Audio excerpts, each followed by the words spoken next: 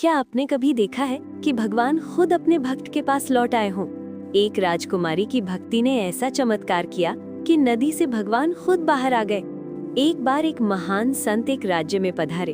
उनके तेज और भक्ति को देखकर पूरा राज्य उनके दर्शन के लिए उमड़ पड़ा।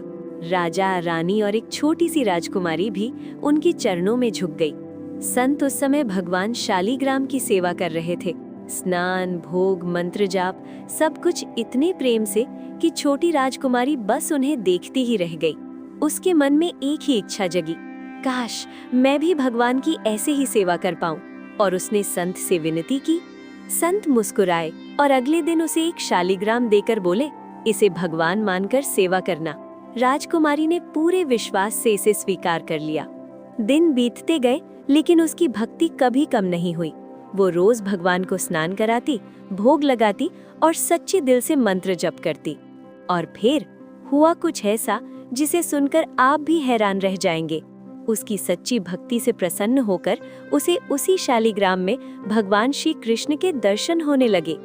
समय बीता, राजकुमारी बड़ी हुई और उसका विवाह हो गया।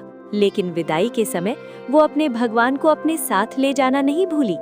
रास्ते में राजकुमार को शक हुआ और बिना सच्चाई जाने उसने उस संदूक को नदी में फेंकवा दिया।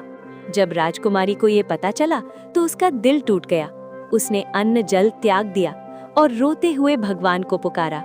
और फिर हुआ वो चमत्कार जिसने सब कुछ बदल दिया। नदी के बीच से शालीग्राम खुद तैरते हुए बाहर आया और सीधे राजकुमारी के आंचल में आ गया। ये देखकर राजकुमार स्तब्ध रह गया।